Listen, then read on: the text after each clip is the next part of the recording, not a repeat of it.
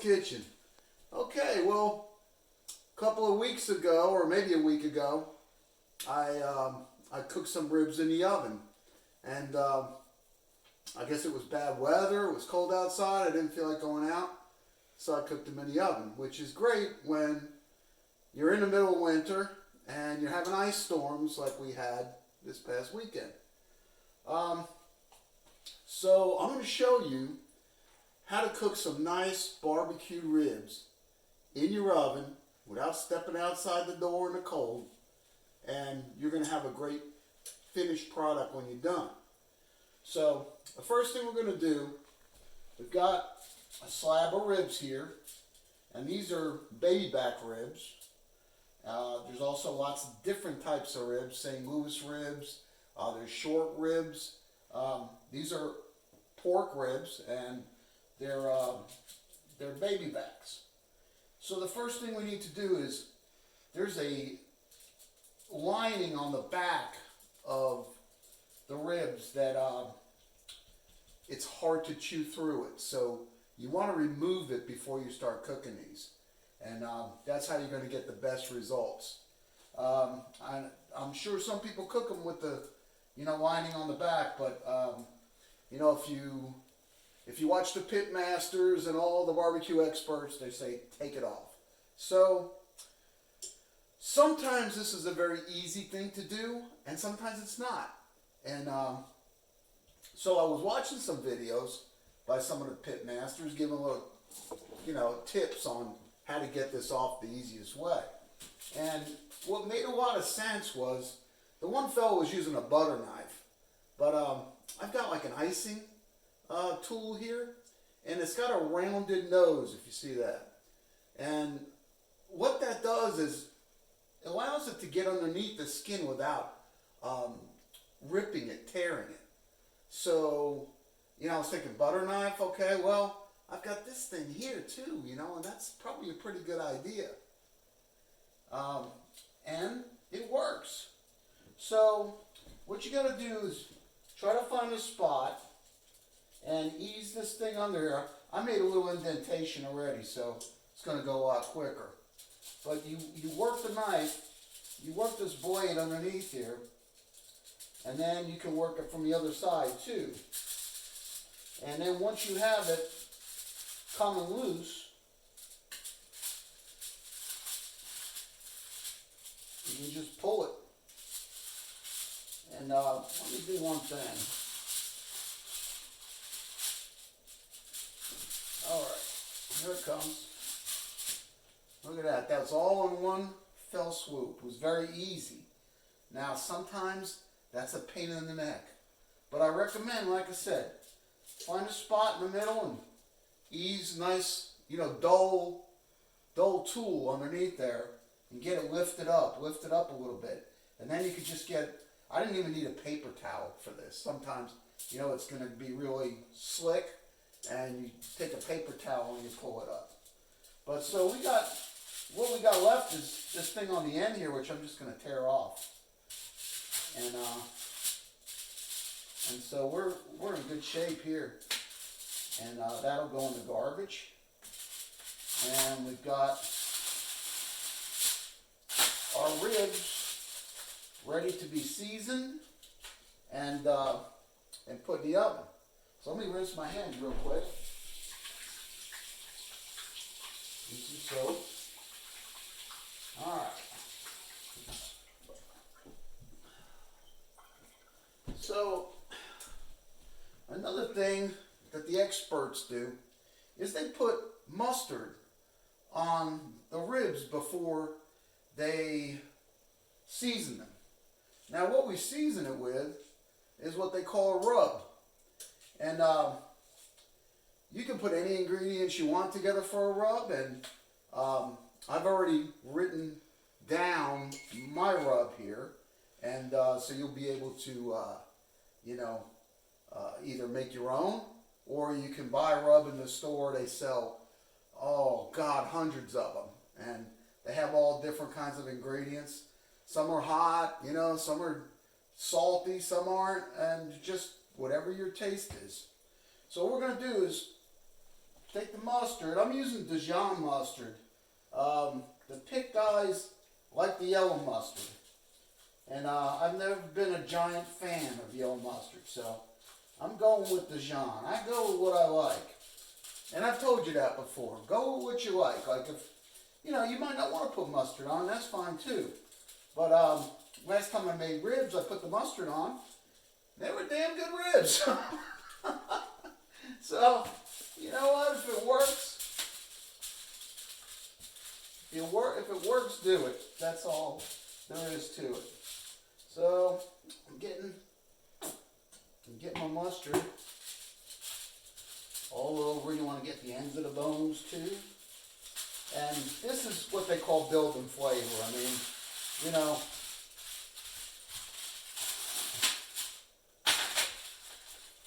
the mustard will add some flavor to it. And then your rub, that's going to season up the meat really nicely. You could even put a rub on and let it stay overnight. And let all those flavors get deep inside. So, okay, the mustard's on. Next step will be to get the rub all around.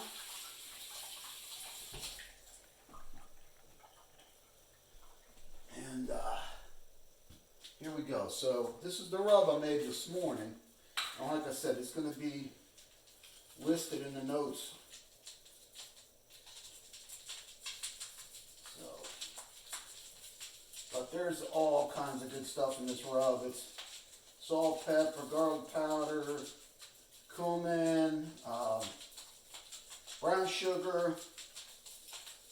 It's got a bunch of stuff in here. A little chili powder. All right, get the back side.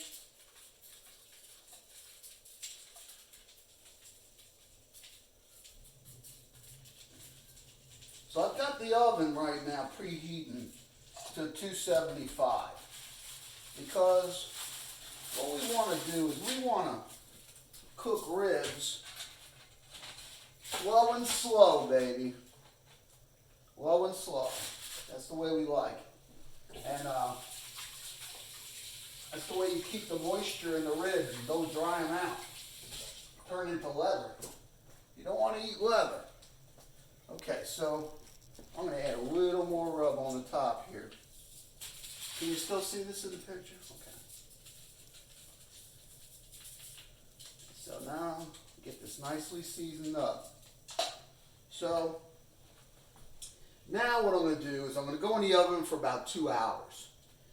After 2 hours, hopefully the seasoning will, you know, tighten up and get into the pork. And then we're going to wrap it in foil. And we're going to go into the oven for another 2 hours at the same temperature, 275. By then, we should have a lot of the cooking done already.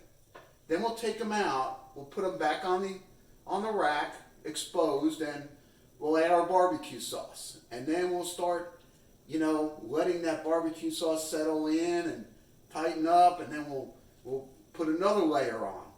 And so when we get done, you know, we're going to have a really, really, really tasty and hopefully very moist rib to get down to. The other thing I did this time, which I didn't do the last time, and I used to do this when I had a smoker, is I used to put some water underneath the food, underneath the cooking meat, and let the water like steam up and kind of keep some humidity inside the cooking area. So that also helps to keep everything nice and tender and from drying out. So, all right, well, we got 275. I already got my barbecue sauce made, and we're going to list that in the notes too. And it's very simple. And follow the instructions. If it's not enough, then just double the recipe, or triple it, or quadruple it. I'm not a good mathematician, so just times it by whatever. So, anyway, we're going to get these ribs in the oven, get them cooking for 2 hours, and when we come back, we're going to get these wrapped up and back in the oven.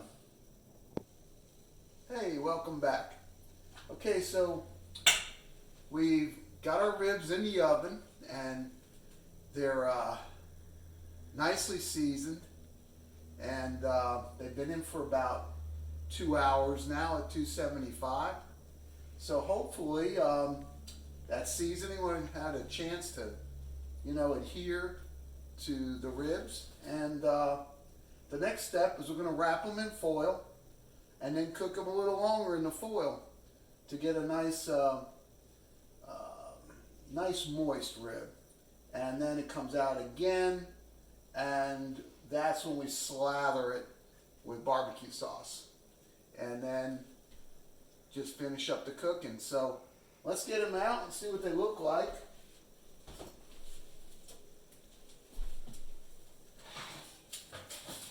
Oh yeah, that looks good.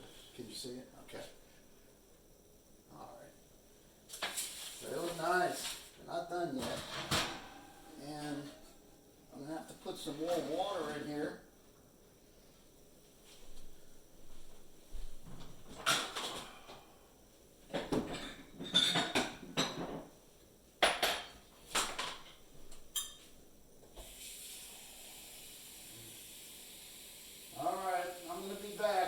Second here. This water evaporated out of here pretty quickly. So we got that done. Get this back in. Alright, so now I'm going to use the best tools in the kitchen right here. We're going to get this onto some foil. And then I'm going to wrap up this puppy.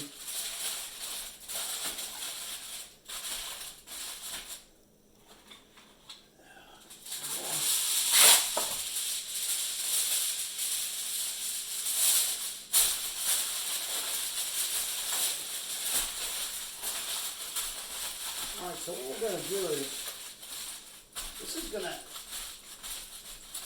cook these ribs and steam them real nice. And then we're going to finish them off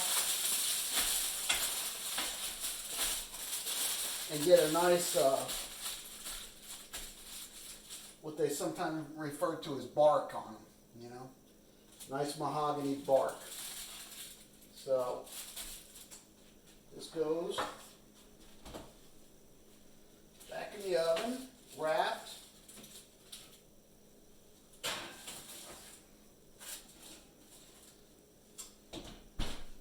And let's see, 4 o'clock. So let's come back at 5:30. We'll give it an hour and a half at 275, wrapped in foil. Then we'll come back, open up the package, and then do the remainder of the cooking, exposing the ribs, and dressing them with the barbecue sauce. So we'll be back in a minute.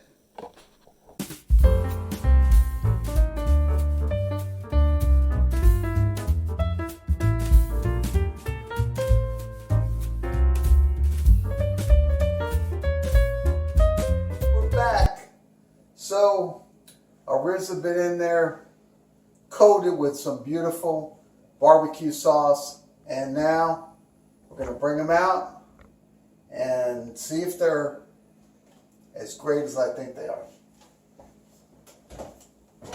Oh God, that's a lot of heat right there. Oh my goodness, can you see that? Mm-hmm. Oh boy. Those babies are cooked. Okay, so what I did before I took them out is I checked the temperature on them, and they're right where they need to be. So I know these are fully cooked, and they're good to go. So let me cut a piece up here.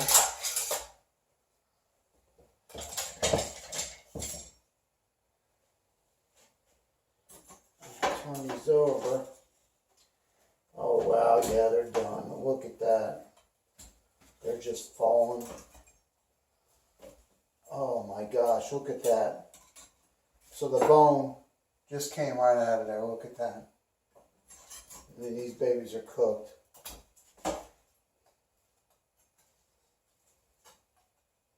Wow. Yeah, buddy.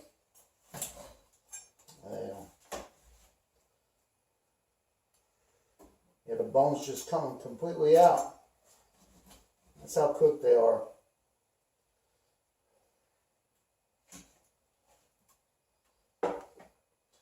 So let me tell you something. You don't want to go outside. You don't want to stand out in the cold. You don't want to grill in the nasty ice and rain and all that good stuff. Then you can do it right here in your oven. And this is the proof's in the pudding. Look at that. Delicious. So anyway, join me again in Phil's Kitchen. Subscribe. And make sure you come back and see us again.